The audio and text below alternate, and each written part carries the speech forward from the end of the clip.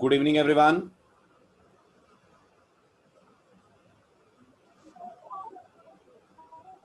Am I audible? Can you hear me?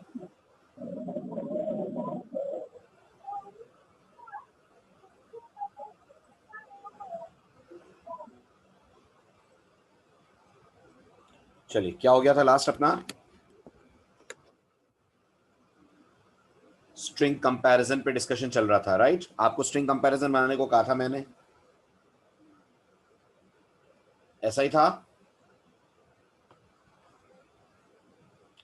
Thank you Kundan, thank you. तो अब string comparison की working तो सारी डिस्कस हो गई थी। अब अपन आते हैं स्ट्रिंग कंपैरिजन के कॉल पे।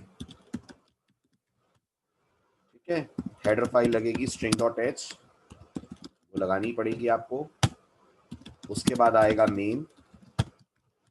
मेन के अंदर हम ले रहे हैं कैरेक्टर का एक ARR नाम का एरे, एक BRR नाम का array. Thank you everyone, thank you so much. ठीक है, इसके बाद लेते हैं एक इंटीजर x। प्रिंटफ के थ्रू यूजर से अपन दो स्ट्रिंग्स मांगते हैं। जो इनपुट मिलता है वो अपन scanf के थ्रू स्कैन कर लेते हैं by writing percentages ARR comma BRR। ये दो इनपुट्स आ गए आपके पास ARR BRR में। अब आप लास्ट लेक्चर याद करके बताइए, ये लिखना गलत क्यों है? ARR double equal to BRR, इसमें क्या प्रॉब्लम है? कुछ इशू है अगर इस तरह से दो स्ट्रिंग्स कंपेयर की जाएं?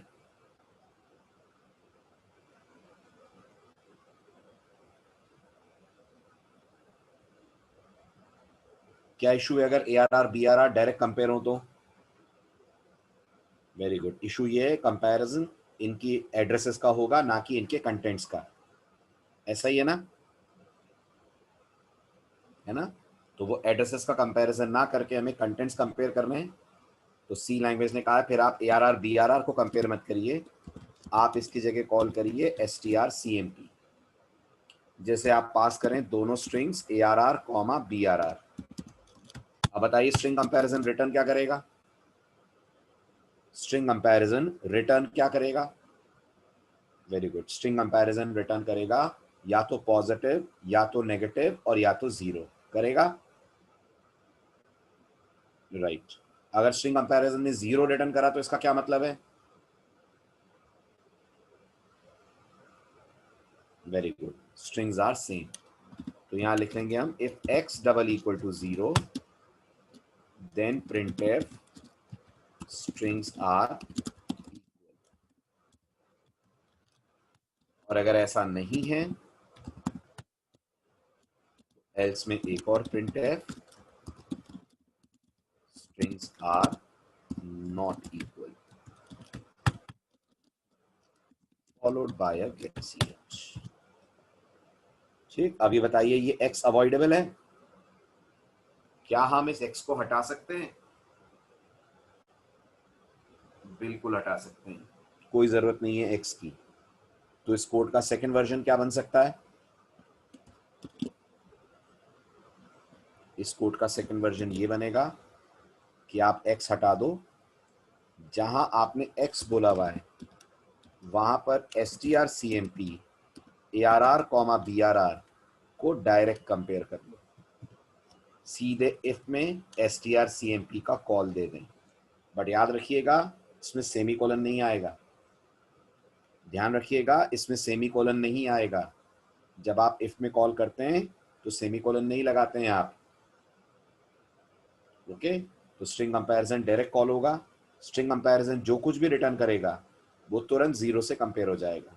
अगर स्ट्रिंग कंपैरिजन जो रिटर्न करा वो जीरो से मैच कर गया तो हम मान लेंगे स्ट्रिंग्स सेम है। Got the point? समझ आया?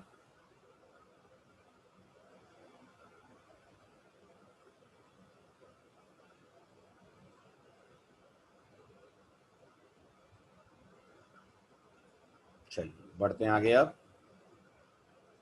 अब बनाइए एक छोटा सा program. Write a program to declare two character arrays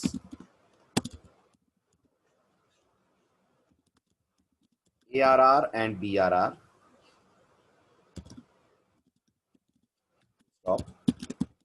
Accept a string from the user in ARR and copy it into BRR. Do not use any string function. कोई भी string function use नहीं करना है और एक array का data दूसरे में कॉपी करके दिखाना है। बनाइए जल्दी। क्वेश्चन समझ आ रहा है? कैसे करेंगे? बिना स्ट्रिंग फंक्शन के कॉपी कैसे करेंगे? बिना स्ट्रिंग फंक्शन यूज करे हुए कॉपी कैसे करेंगे? वो करेंगे बाय यूजिंग लूप। लूप का यूज करके करेंगे। बिल्कुल। करिए अप्लाई। 5 मिनट दे रहा हूं मैं आपको, सोचिए लॉजिक।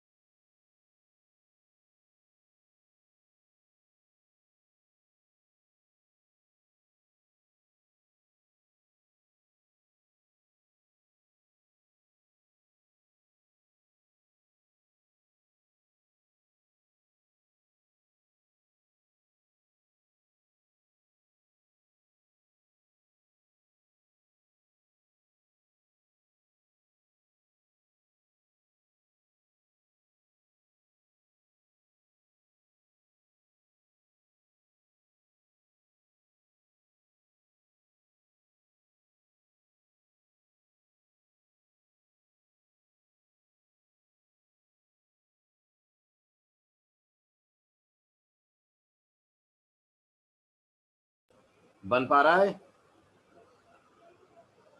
कोड बना पा रहे हैं?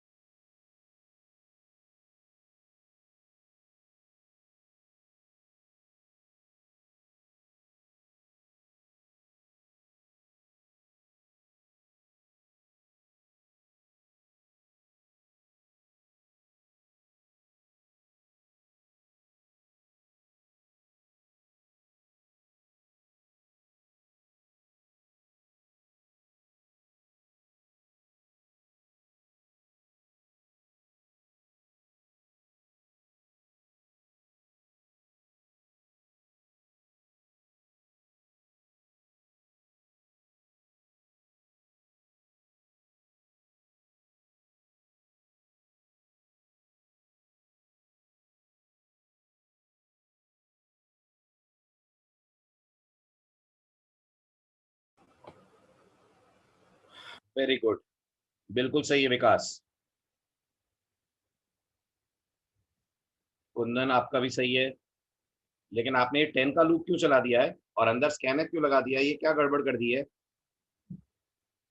कैरेक्टर एरे में इनपुट लेने के लिए लूप कहाँ चलाते हैं अपन? चलाते हैं क्या कुंदन?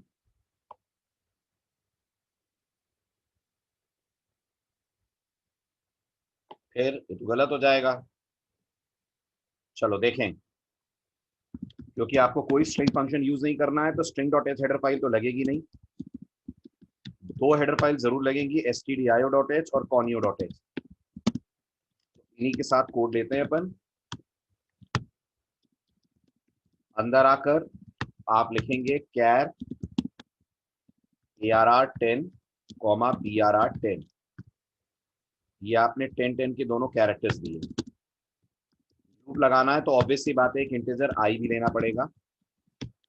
स्क्रीन क्लियर होगी। स्क्रीन क्लियर करने के बाद आप यूजर से बोलेंगे वो आपको एक स्ट्रिंग दे। जो भी स्ट्रिंग यूजर से आपको मिलेगी, गेटेस्ट स्कैनफ जो ठीक लगे उससे आप उसे रख लेंगे ARR। यहां तक क्लियर है सबको? जितना कोड लिखा है मैंने, इसमें तो कुछ है ही नहीं, है ना, सिंपल सा कोड है। तो ये आपका फर्स्ट एरे है, मान लीजिए ARR। ये आपका सेकंड एरे है BRR।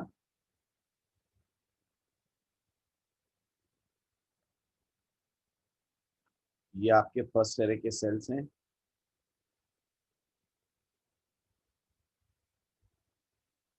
जीरो से लेकर 9 तक इंडेक्सेस हैं इसके। ये आपके सेकंड एरे के सेल्स हैं।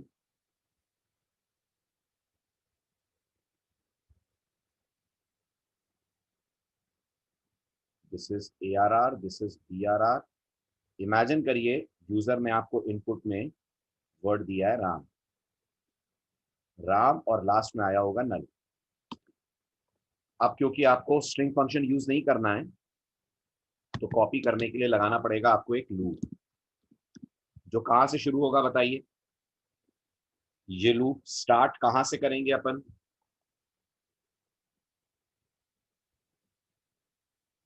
ये शुरू होना चाहिए जीरो से। चलना कब तक चाहिए? जब तक ARR में नल कैरेक्टर ना मिल जाए।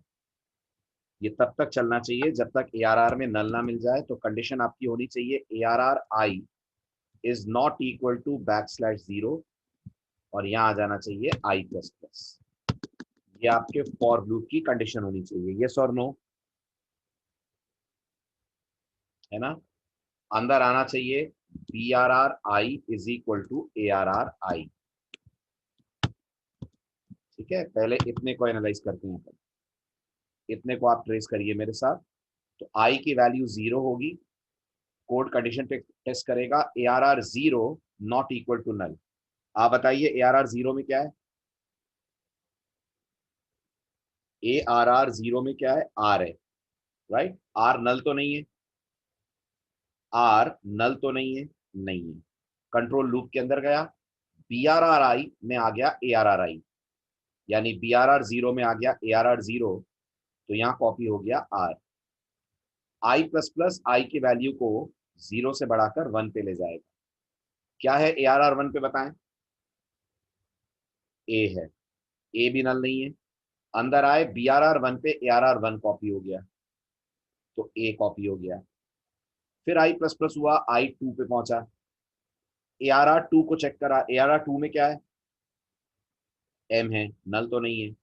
अंदर गए BRR 2 में ARR 2 असाइन करा, तो यहाँ M असाइन हो गया। फिर I++ पे गए, I की वैल्यू 3 हो गई, राइट? ARR 3 में कौन है? नल है। ठीक, null not equal to null condition false हो गई, हो गई। बाहर निकले, करेक्ट। बाहर निकल कर अब आप मुझे बताइए, अगर मैं BRR को प्रिंट कर देता हूं तो कुछ गड़बड़ होगी, कुछ गलत होगा? होगा। अगर मैंने सीधे BRR को प्रिंटफ में डाल दिया तो नोटिस करिए BRR तो प्रिंट होगा सो होगा, साथ में गार्बेज भी होगा, क्योंकि लास्ट में नल कैरेक्टर आना जरूरी है कि नहीं? तो जब आप एरे में डेटा कॉपी करते हैं तो लास्ट में नल डालना भी आपकी जिम्मेदारी बनती है। तो हमें इस वाई लूप से बाहर आकर एक लाइन और लिखनी चाहिए, BRRI इक्वल टू \0। क्या असर होगा इसका? BRR के ith यानी थर्ड इंडेक्स पे कॉपी हो जाएगा नल कैरेक्टर। बस यही था एक इंपॉर्टेंट पॉइंट इसमें।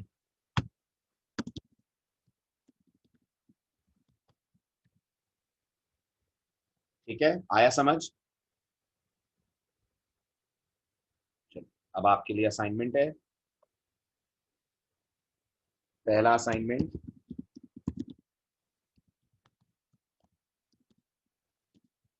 Right a program to accept a multi-word string from the user and print it by displaying the initial character of every word and the full last word। मतलब आपको programme कुछ ऐसा बनाना है।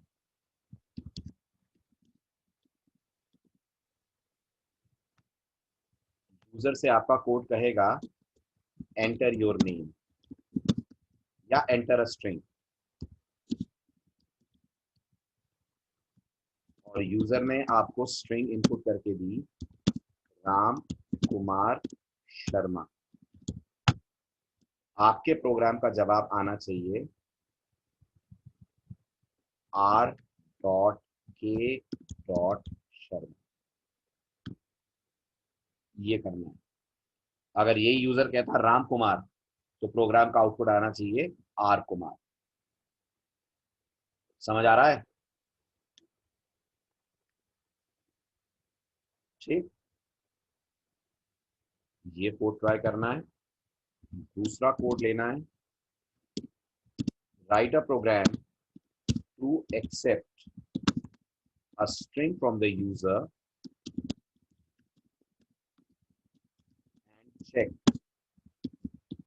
वेदर इट इज पैलिंड्रोम और not. समझते हैं palindrome strings क्या होती हैं? पैलिंड्रोम स्ट्रिंग्स वो होती हैं जो लेफ्ट टू राइट और राइट टू लेफ्ट कैसे भी पढ़े सेम रहती हैं। They are palindrome strings. जैसे जैसे यूजर ने आपको इनपुट में दिया नितिन, अब आप बताइए नितिन लेफ्ट टू राइट भी NITIN है, राइट टू लेफ्ट भी NITIN है कि नहीं है? तो प्रोग्राम बोल दे इट इज पैलिंड्रोम, राइट। और अगर यूजर ने आपको कुछ ऐसी स्ट्रिंग दी जो लेफ्ट टू राइट और राइट टू लेफ्ट सेम नहीं है, जैसे यूजर ने आपको इनपुट दिया होता जतिन, तो प्रोग्राम कह देता है it is not a palindrome string. आया समझ? ये दो कोड्स दोनों बहुत इंपॉर्टेंट हैं, बहुत सारे इंटरव्यूज में आते हैं। पहला वाला तो गूगल के इंटरव्यू का क्वेश्चन है, तो इसे जरूर जरूर अटेम्प्ट करिएगा।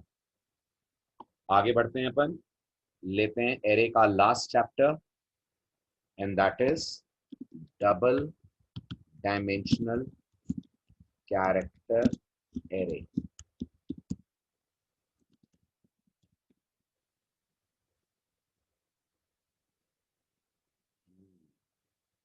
ओके,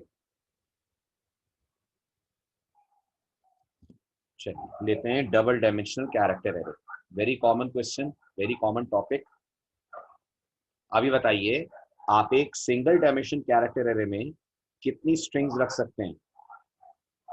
जल्दी बोलिए। एक सिंगल डायमेंशनल कैरेक्टर एरे में कितनी स्ट्रिंग्स रख सकते हैं? अंजना, लेक्चर के लास्ट में ले लीजिएगा स्क्रीनशॉट्स। Very good. एक सिंगल डायमेंशन कैरेक्टर एरे में आप एक स्ट्रिंग रखते हैं, राइट। अब इमेजिन करिए मैं आपसे कहता हूं आपको यूजर से साल भर के सारे महीनों के नाम लेने हैं।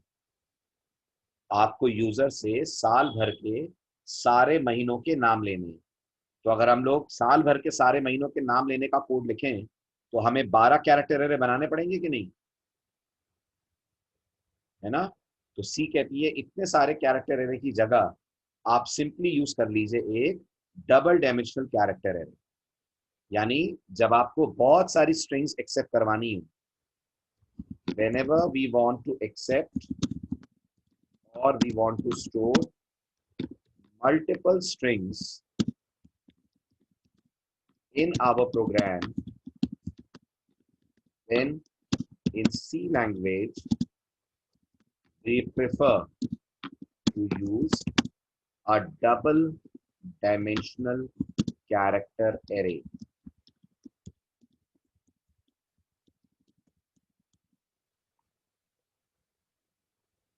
right? अब क्योंकि आप already double dimensional integer array पढ़ चुके हैं, तो सिंटेक्स में आपको दिक्कत होगी नहीं। डेटा टाइप कैर होगी, कैर के बाद एरे का नाम आएगा, एरे के नाम के बाद पहले स्क्वायर ब्रैकेट में रो साइज और दूसरे स्क्वायर ब्रैकेट में आएगी कॉलम साइज। फॉर एग्जाम्पल आपने कंपाइलर से कहा कैर str 510,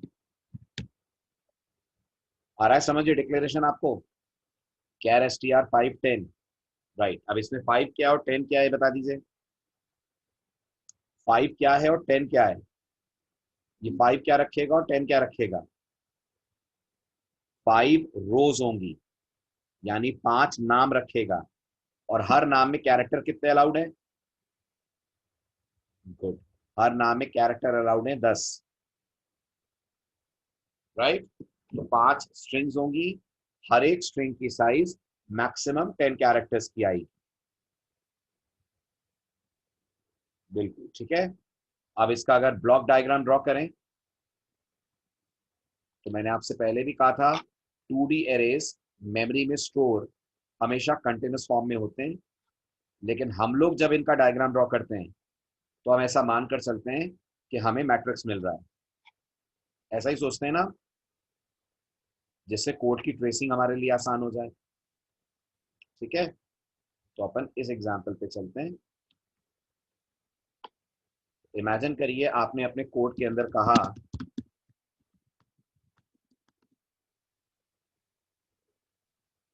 डबल डायमेंशन कब यूज करते हैं? जब ढेर सारी स्ट्रिंग्स लेनी हो तब यूज करते हैं।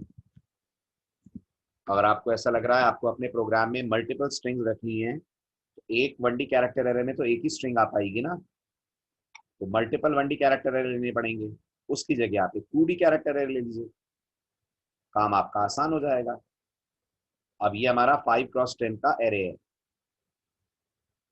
ठीक है, इसमें 5 रोज होंगी, तो ये मान लीजिए हमारी रोज हैं।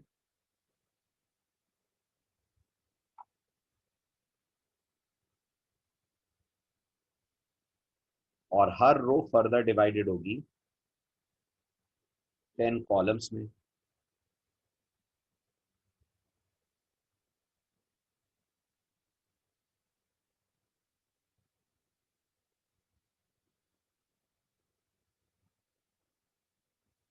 जीरो से लेकर 4 तक रोज के इंडेक्सेस होंगे, जीरो से लेकर 9 तक कॉलम्स होंगे। समझ में आ रहा है डायग्राम? राइट। अब अगर इस सेल का एड्रेस में मान लूं 1000 है, तो ये जो खत्म हो रहा होगा वो 1009 होगा। अगला 1010, तो ये 1019 होगा। ये 1020 होगा, तो ये 1029 होगा। फिर ये 1030 होगा, तो ये 1039 होगा। 1040, तो ये होगा 1049। ये समझ में आए एड्रेसेस? आए, ठीक है। अब अपन को यूजर से इसमें इनपुट लेना है, तो जरा ध्यान से देख के बताइए, ये जिसे मैं शेड कर रहा हूं डार्क में, ये कौन है? क्या बोल सकते हैं ये 2D एरे की पहली रो है? क्या नाम है इस रो का? इस रो का नाम है str0, राइट। ऐसे ही अगली रो का नाम है str1, तीसरी रो का नाम str2, चौथी रो का नाम str3, पांचवी रो का नाम str4 है कि नहीं है? हुआ? आया समझ? राइट। अब मुझे यूजर से नाम लेना है, तो आप बताइए, जब आप एक स्ट्रिंग लेते हैं तो आप लूप लगाते हैं कि नहीं? जब यूजर से एक स्ट्रिंग लेते हैं इनपुट में, तो लूप का यूज करते हैं कि नहीं करते हैं?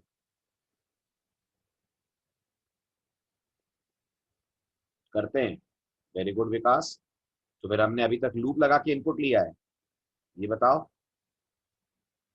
ये जितने भी कोड आप देख रहे हैं इसमें इनपुट लेने के लिए मैंने लूप लगाया हुआ है?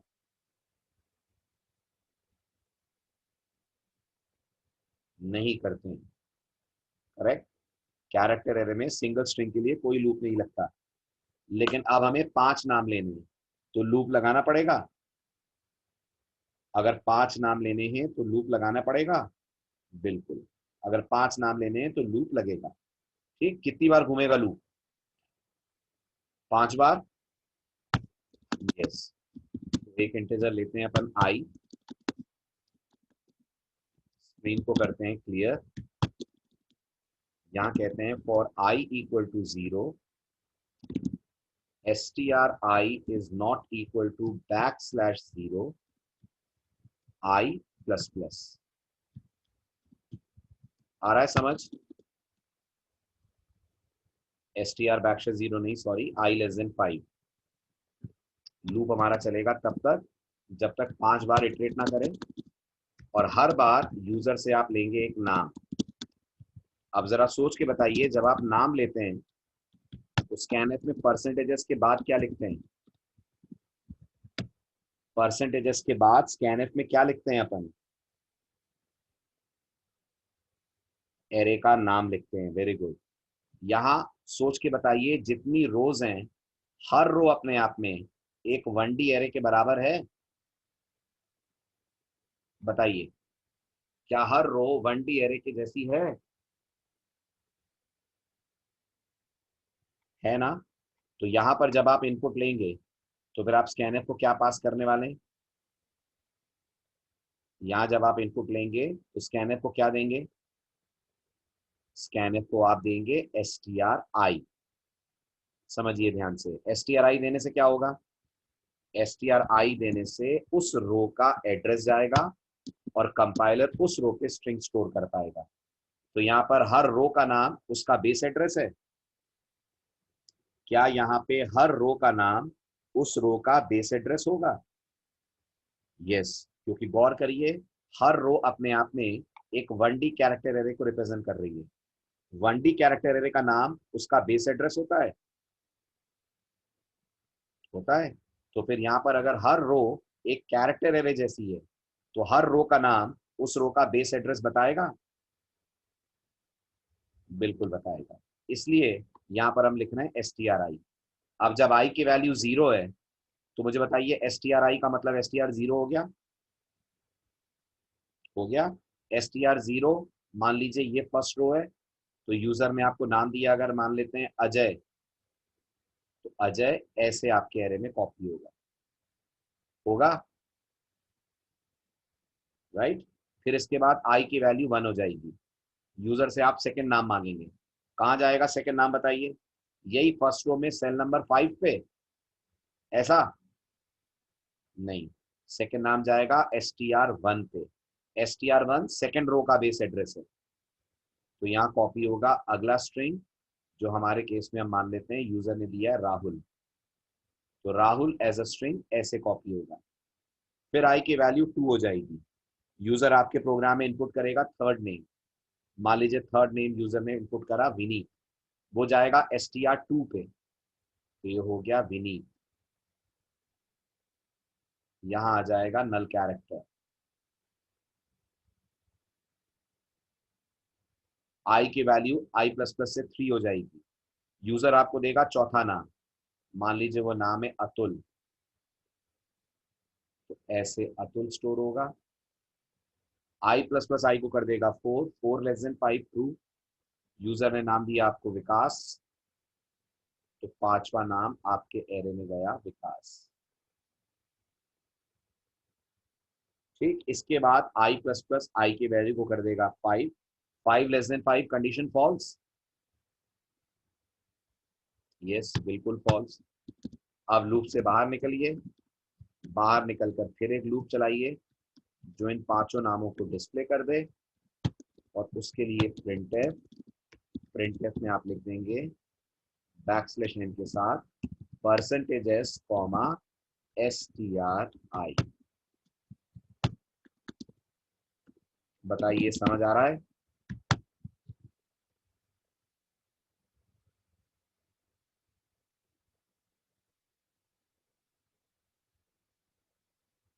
क्लियर? हाँ, गेटस यूज कर सकते हैं, कोई दिक्कत नहीं है, स्कैनर की जगह गेटस भी चलेगा। चलिए अब बनाइए एक प्रोग्राम। ये प्रोग्राम क्लियर है जो बोर्ड पे दिख रहा है, स्क्रीन पे दिख रहा है?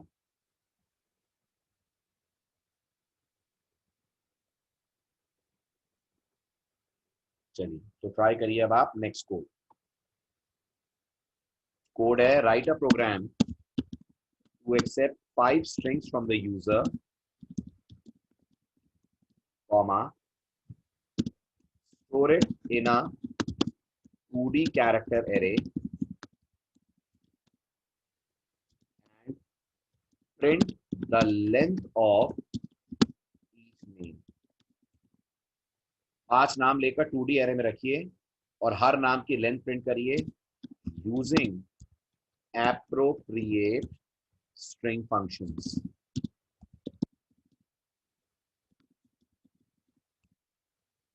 कौन सा स्ट्रिंग फंक्शन लगेगा जो हर नाम की लेंथ प्रिंट करे? क्या कहते हैं?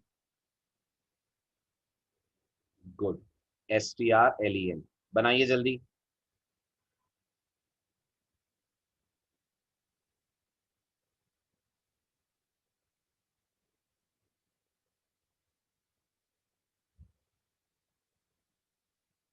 ये आपका पिछला कोड, अब इसी में लगाइए दिमाग, स्ट्रिंग लेंथ कहां और कैसे कॉल होगा।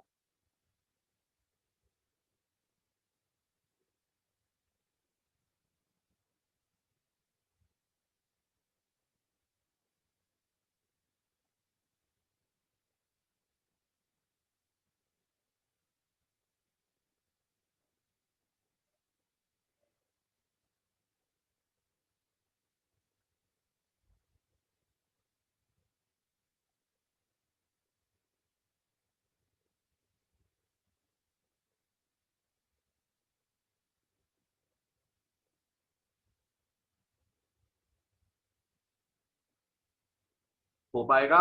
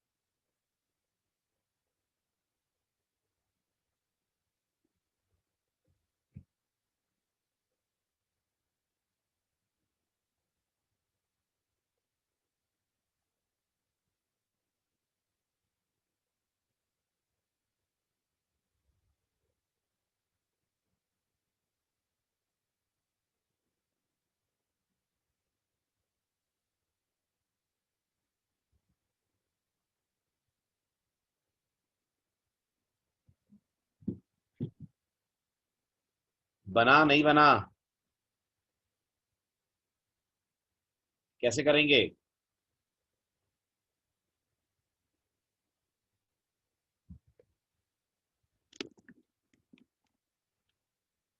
क्या लॉजिक लेंगे बताइए?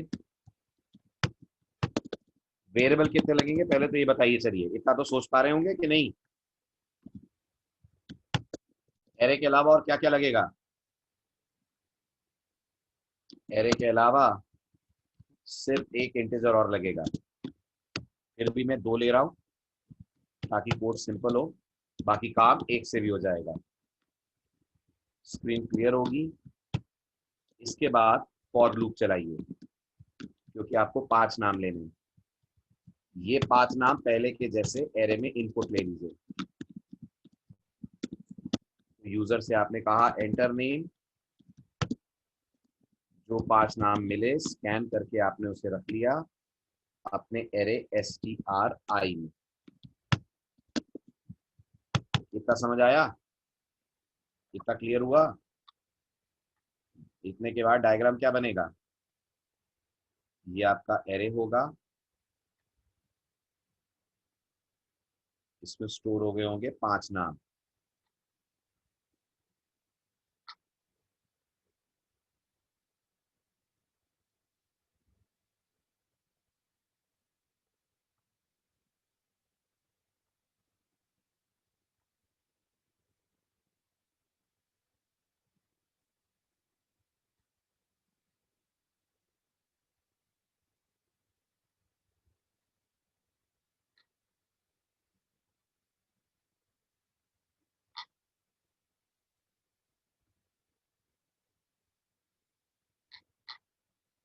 ठीक है, यूजर ने आपको इनपुट में दिया, मान लीजिए पहला नाम राहुल,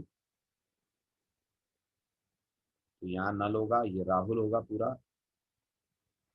दूसरा नाम यूजर ने आपको दिया अजय,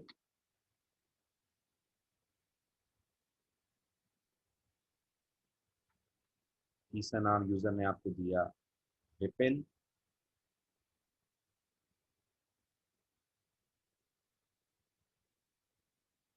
चौथा नाम अंकित,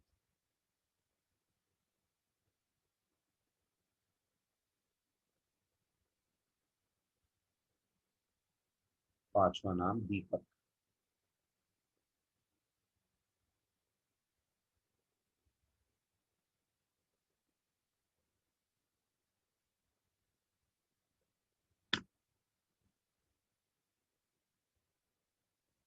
ठीक है, ये आ गए आपके 5 नाम। अब आपको हर नाम की निकालनी है लेंथ। तो अब आप सोचिए, अगर आपको हर नाम की लेंथ निकालनी है तो स्ट्रिंग लेंथ कितनी बार कॉल करना पड़ेगा? 5 बार। 5 बार कॉल करने के लिए लूप लगाना अकलमंदी है कि नहीं? एक लूप में कॉल कर लें, तो एक लूप इटरेट करते हैं, for i equal to 0, i less than 5, i plus plus. Loop के अंदर कॉल करिए strlen। अब आप बताइए strlen को हम क्या देते हैं? एरे का नाम पास करते हैं, एरे का नाम पास करते हैं, 1D कैरेक्टर एरे का नाम, राइट।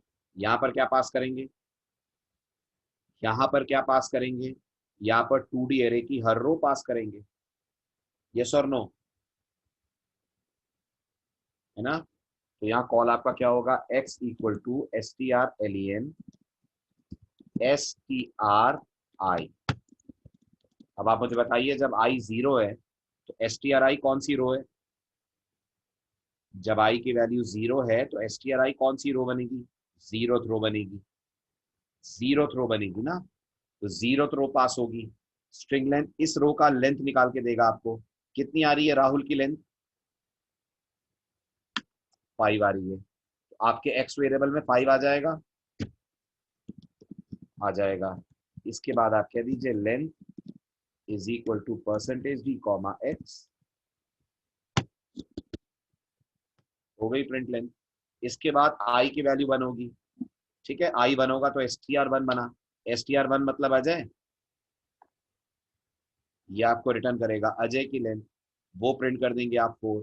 ऐसे लूप घूमता जाएगा, हर बार स्ट्रिंग लेंथ से आप एक एक स्ट्रिंग की लेंथ निकालेंगे और उसे प्रिंट कर देंगे। आ रहा है समझ?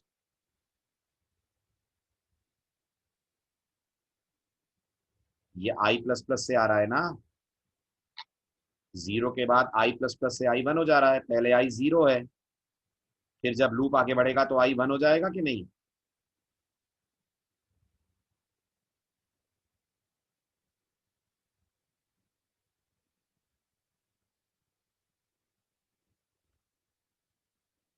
हम ऐसे कॉलम वाइज नहीं जा रहे हैं, हमें कॉलम वाइज नहीं चलना है इस कोड में।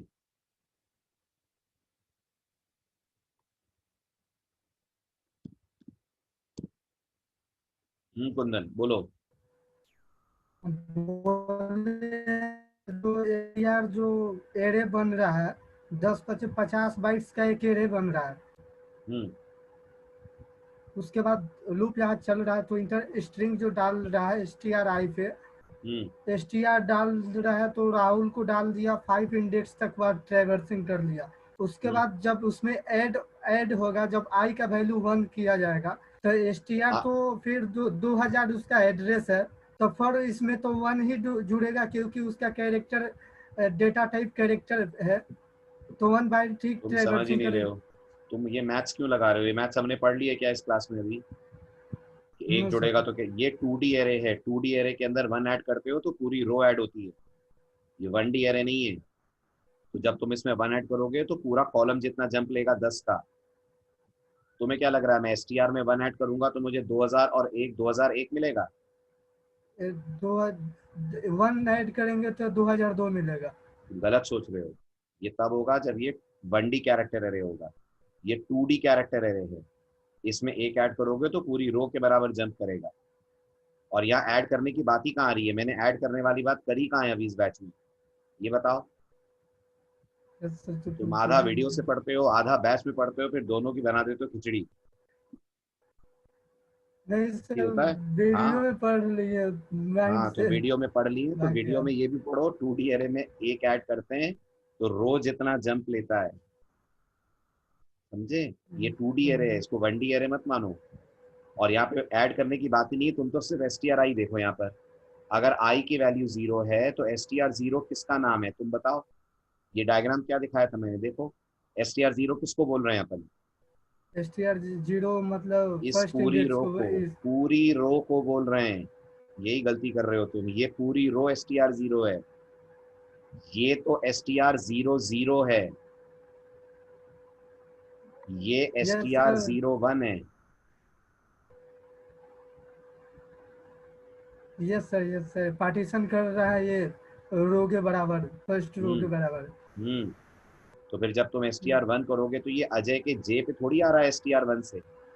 STR1 का मतलब अगली रो आ जाएगी। Yes sir. सीधे 10 बाइट कूद जाएगा। Yes sir. ठीक है।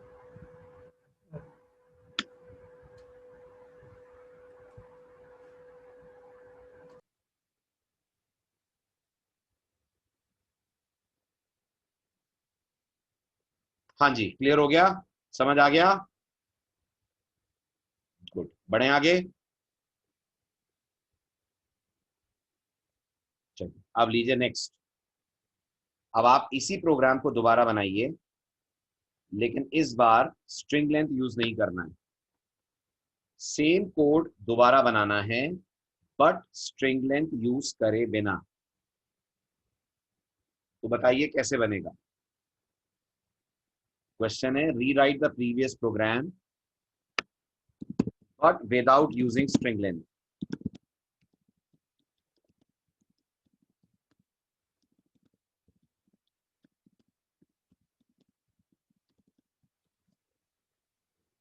बताएं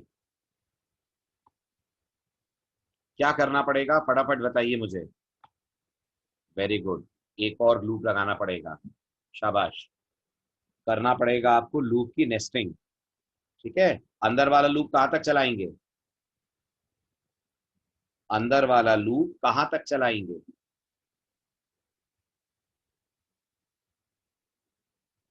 अंदर वाला लूप नल कैरेक्टर तक चलाएंगे। नहीं, <3 <5 कुछ नहीं कह सकते। आप कैसे कह सकते हैं कि जो नाम है वो कहाँ एंड होगा? 3 कैरेक्टर के बाद एंड होगा कि 5 के बाद एंड होगा? अंदर वाला लूप आपको नल कैरेक्टर तक चलाना पड़ेगा।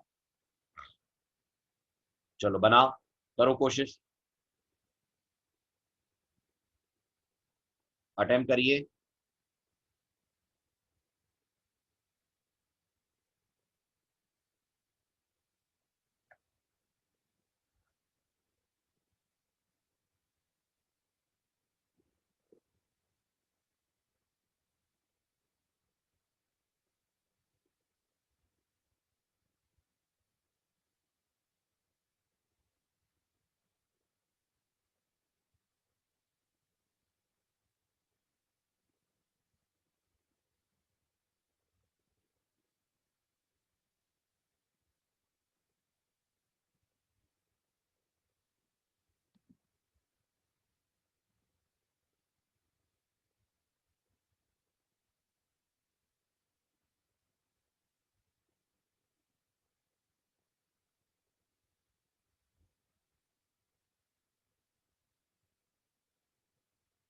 कहां पर, किस कोड की बात कर रहे हो श्रेयांश?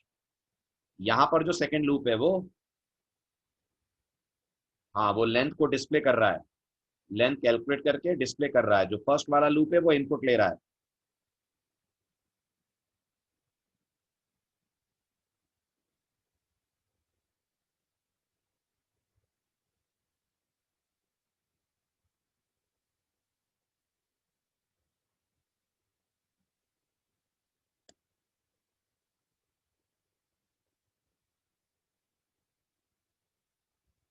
थोड़ा सा गड़बड़ हो रहा है, कुछ भूल रहे हैं विकास?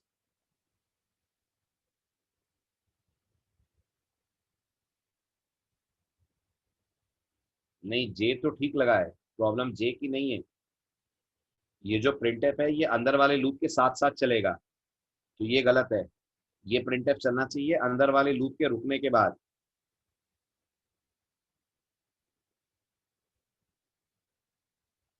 नहीं शैला, गलत है कोड। अंदर वाले लूप के साथ आपका प्रिंटफ चलेगा।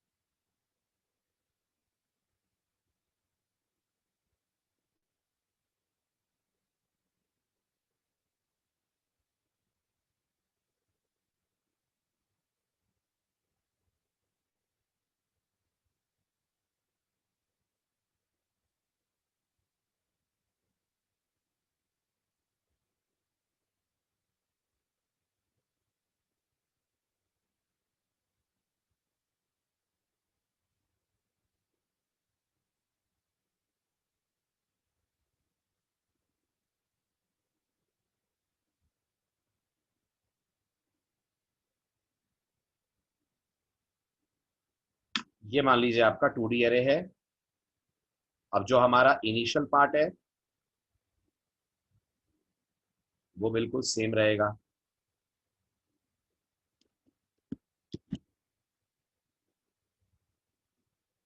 ये वाला पार्ट, ठीक है। आपको स्ट्रिंग लेंथ यूज करने को मना करा है तो यहाँ जे आ जाएगा। और अंदर आपको चलाना पड़ेगा एक ऐसा लूप जो हर रो के लिए कहां तक चले, बताएं जल्दी। हर रो के लिए कहां तक चले? Everyone please respond.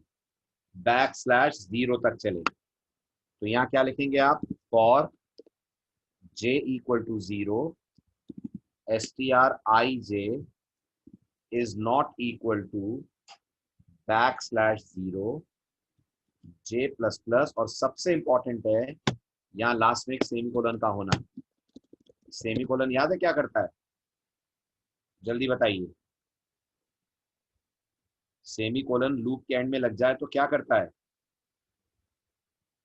Very good, loop को वहीं का वहीं टर्मिनेट कर देता है, ठीक है। और लूप की बॉडी ब्लैंक बन जाती है। और इससे बाहर निकलकर आप लिखें printf \n length equal to %d comma, और यहाँ प्रिंट कर दें हम j को।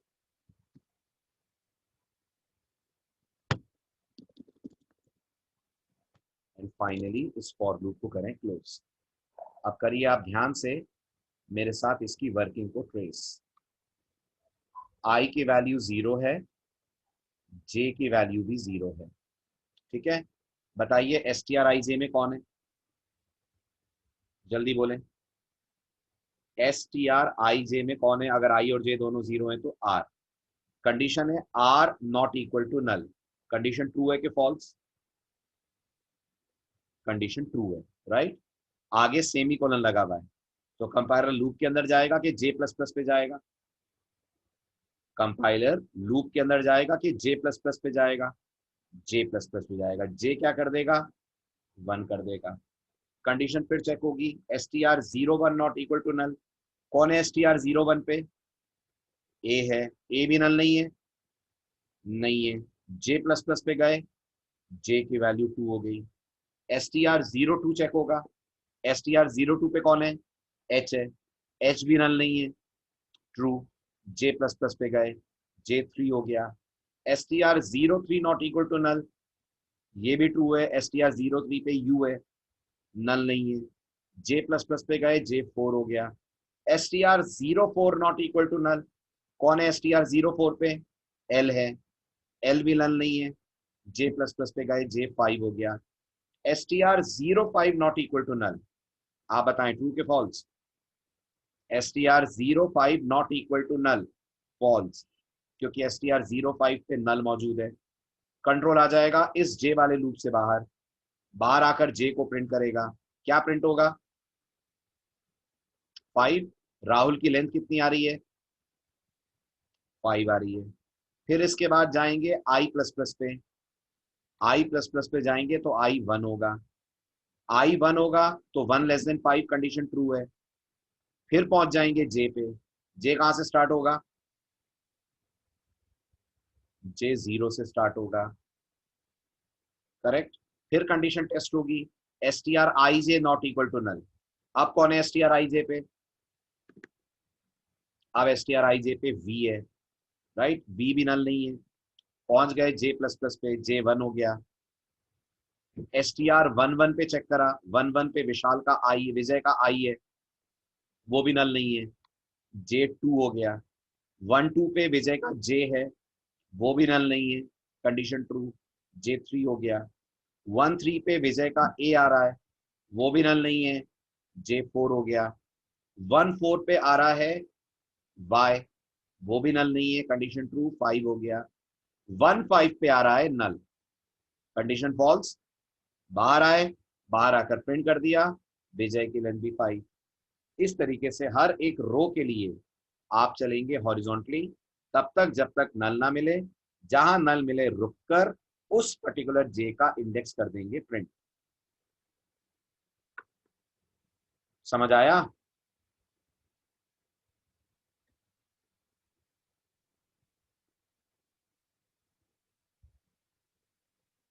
चलें आगे, क्लियर हुआ पॉइंट?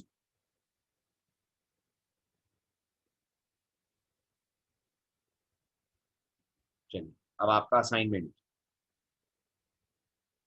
आपका टास्क है write a program to accept 5 names from the user, comma, store it in a 2D character array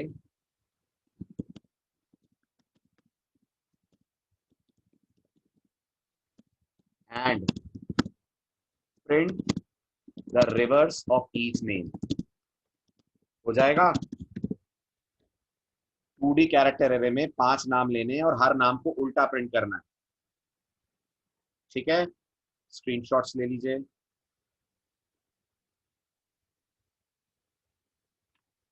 this is page 1,